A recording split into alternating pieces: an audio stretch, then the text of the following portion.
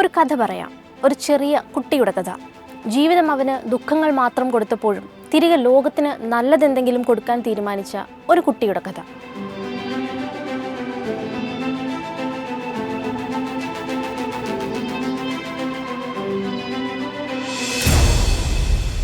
ആയിരത്തി 1992 16 വയസ്സുള്ള ജാൻ കോം എന്ന പയ്യൻ തൻ്റെ അമ്മയോടൊപ്പം യുക്രൈനിൽ നിന്ന് അമേരിക്കയിലെ കാലിഫോർണിയയിലേക്ക് എത്തുമ്പോൾ അവർക്ക് സ്വന്തമായി ഒന്നുമില്ലായിരുന്നു. അവർ വിട്ടുപോയത് ഒരു വീട് മാത്രമല്ല, ഒരു ജീവിതം തന്നെയായിരുന്നു. ബന്ധുക്കൾ, സുഹൃത്തുക്കൾ, സുരക്ഷിതത്വം എല്ലാം അവർ നഷ്ടപ്പെടുത്തി. ഉടനെ തന്നെ അവരുടെ കൂടെ ചെന്നേക്കാമെന്ന് പറഞ്ഞ അച്ഛനും ഒരിക്കലും അവർക്കരികിലേക്ക് ചെന്നില്ല. ദാരിദ്ര്യത്തിൻ്റെയും കഷ്ടപ്പാടിൻ്റെയും കൊടുമുടിയിൽ നിൽക്കുന്ന സമയത്ത് ആ അമ്മയും മകനും ചെറിയ ചില ജോലികൾ ചെയ്തായിരുന്നു മുന്നോട്ട് പോയിക്കൊണ്ടിരുന്നത്. പക്ഷേ അവർ അമേരിക്കയിൽ സെറ്റിൽ ചെയ്യാൻ ശ്രമിക്കുന്ന സമയത്ത് ജാൻ്റെ അമ്മയ്ക്ക് ക്യാൻസർ കണ്ടെത്തി.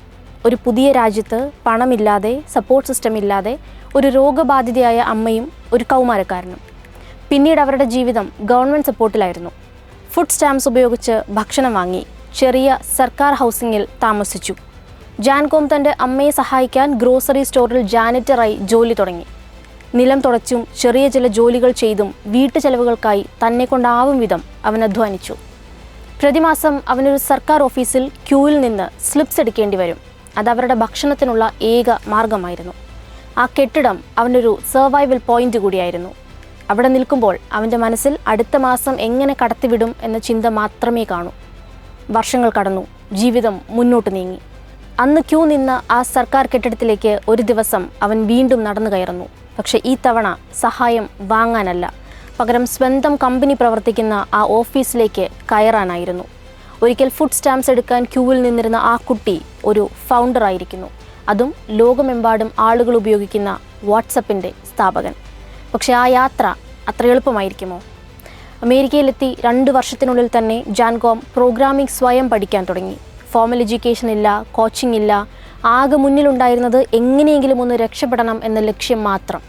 ഒരു പഴയ കമ്പ്യൂട്ടർ ഉപയോഗിച്ച് രാത്രികളിൽ പഠിച്ച് ട്രയൽ ആൻഡ് എറർ വഴി അവൻ തൻ്റെ സ്കിൽസ് ബിൽഡ് ചെയ്തു. സാൻ ജോസ് സ്റ്റേറ്റ് യൂണിവേഴ്സിറ്റിയിൽ ചേർന്നെങ്കിലും 1 വർഷം കഴിഞ്ഞപ്പോൾ ഡ്രോപ്പ് ഔട്ട് ചെയ്തു.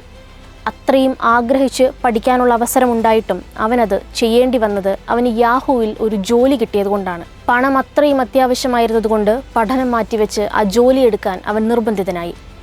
യാഹൂവിൽ ഏകദേശം 9 വർഷം ജോലി ചെയ്ത കാലയളവിൽ ജാൻ കോം തൻ്റെ ടെക്നിക്കൽ ഫൗണ്ടേഷൻ ബിൽഡ് ചെയ്തു. പക്ഷെ അവൻ്റെ മനസ്സിൽ ഒരു ചെറിയ ആശയമുണ്ടായിരുന്നു. ജാൻ ഉക്രൈനിലായിരുന്നപ്പോൾ ദീർഘദൂര കോളുകൾ വളരെ ചെലവേറിയതായതിനാൽ തൻ്റെ കുടുംബത്തെ വിളിക്കുക എന്നത് മിക്കവാറും അസാധ്യമായിരുന്നു.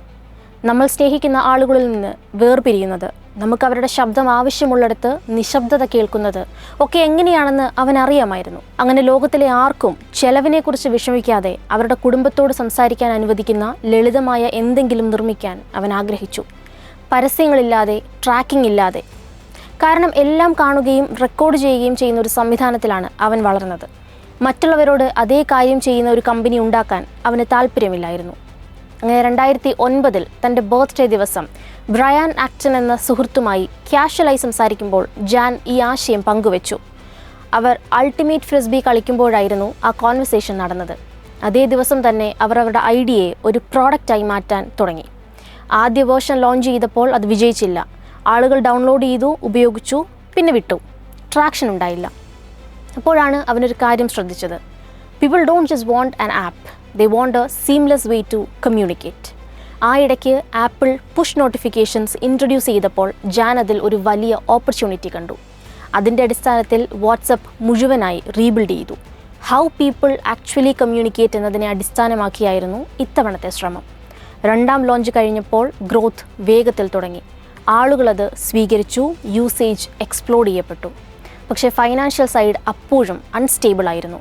കാരണം SMS വെരിഫിക്കേഷൻ മെസ്സേജസിൻ്റെ ചിലവ് വളരെ കൂടുതലായിരുന്നു, എന്നാൽ റവന്യൂ വളരെ കുറവും. ജാനും ബ്രയാനും അവരുടെ സേവിങ്സ് ഉപയോഗിച്ചാണ് കമ്പനി മുന്നോട്ട് കൊണ്ടുപോയത്. അവർ റിസ്ക് എടുത്തു, പേഴ്സണൽ മണി ഇൻവെസ്റ്റ് ചെയ്തു, and they stayed committed and loyal. WhatsApp വളർന്നതോടെ പല ഇൻവെസ്റ്റേഴ്സും അവരെ തേടിയെത്തി. പക്ഷേ ജാൻ തൻ്റെ പ്രിൻസിപ്പിൾസ് മാറ്റാൻ തയ്യാറായിരുന്നില്ല. സെക്യൂർ ക്യാപിറ്റൽ ഇൻവെസ്റ്റ് ചെയ്യാൻ വന്നപ്പോൾ പോലും ആഡ്സ് പാടില്ല, യൂസറിൻ്റെ ഡേറ്റ കളക്ട് ചെയ്യാൻ പാടില്ല എന്ന നിബന്ധനകൾ അവർ എൻഫോഴ്സ് ചെയ്തു. പിന്നീട് ഫേസ്ബുക്ക് $19 ബില്യൺ ഓഫർ നൽകി വാട്സപ്പ് അക്വയർ ചെയ്യാൻ വന്നു. ജാനും ബ്രയാനും ആ ഡീൽ അക്സെപ്റ്റ് ചെയ്തു. പക്ഷെ പിന്നീട് മോണിറ്റൈസേഷനായി അഡ്വർടൈസിംഗ് ഇൻട്രൊഡ്യൂസ് ചെയ്യാൻ ഫേസ്ബുക്ക് ശ്രമിച്ചപ്പോൾ ഇരുവരും ആ കമ്പനി വിട്ടു. ബ്രയാൻ ആക്ടൺ 1000 കോടിയിലധികം രൂപയുടെ തൻ്റെ ഇക്വിറ്റി പോലും വിട്ടായിരുന്നു ഇറങ്ങിയത്. ജാൻ കോമും അതേ തീരുമാനമെടുത്തു. അവർക്ക് പൈസയേക്കാൾ മൂല്യം തങ്ങളുടെ പ്രിൻസിപ്പൽസ് ആയിരുന്നു. ഇന്ന് ജാൻ കോം ലോകത്തിലെ സമ്പന്നരിൽ ഒരാളാണ്. ഒരു ജാനിറ്ററായി ജോലി ചെയ്തിരുന്ന ഒരാൾ ഇന്ന് 2 ബില്യൺ ആളുകൾ ദിവസവും ഉപയോഗിക്കുന്ന ഒരു കമ്മ്യൂണിക്കേഷൻ പ്ലാറ്റ്ഫോം നിർമ്മിച്ചിരിക്കുന്നു. ഒരു കാലത്ത് തൻ്റെ അമ്മയ്ക്ക് ഫോൺ വിളിക്കാൻ കഴിയാത്ത അവസ്ഥയിൽ നിന്ന് ഇന്ന് ലോകത്തെ കണക്ട് ചെയ്യുന്ന ടെക്നോളജി നിർമ്മിക്കാൻ എത്തിയ ഒരു പയ്യൻ്റെ കഥയാണിത്. ഈ കഥയിൽ നിന്ന് എടുത്തു പറയേണ്ട പാഠങ്ങൾ ഏതൊക്കെയാണ്? ഒന്നാമതായി, നിങ്ങളുടെ പേഴ്സണൽ സ്ട്രഗിൾസ് ഇഗ്നോർ ചെയ്യരുത്. അവിടെ തന്നെയാണ് ഏറ്റവും പവർഫുൾ ബിസിനസ് ഐഡിയാസ് ഉണ്ടാകുന്നത്. ജാൻ കോമിൻ്റെ പെയിൻ തന്നെയാണ് വാട്സപ്പായി മാറിയത്. രണ്ടാമത്, സിംപ്ലിസിറ്റി ഒരു വലിയ അഡ്വാൻറ്റേജ് ആണ്. വാട്സപ്പ് ഒരിക്കലും കോംപ്ലിക്കേറ്റഡ് ആയിരുന്നില്ല, പക്ഷെ അത് സോൾവ് ചെയ്ത പ്രോബ്ലം വളരെ കോംപ്ലിക്കേറ്റഡ് ആയിരുന്നു. മൂന്നാമതായി, ഫോർമൽ ഡിഗ്രി ഇല്ലെങ്കിലും കൺസിസ്റ്റൻറ്റ് ലേണിങ്ങും സ്കിൽ ഡെവലപ്മെൻറ്റും ഒരാളെ ഗ്ലോബൽ ലെവലിലെത്തിക്കും. നാലാമത്, പേഷ്യൻസ് വളരെ പ്രധാനമാണ്. ജാൻ കോം വർഷങ്ങളോളം വർക്ക് ചെയ്ത് ശരിയായ സമയത്ത് തൻ്റെ ഐഡിയ എക്സിക്യൂട്ട് ചെയ്യുകയാണ് ചെയ്തത്. അവസാനമായി, പ്രിൻസിപ്പിൾസ് കോംപ്രമൈസ് ചെയ്യാതെ ബിസിനസ് ബിൽഡ് ചെയ്യാൻ സാധിക്കും.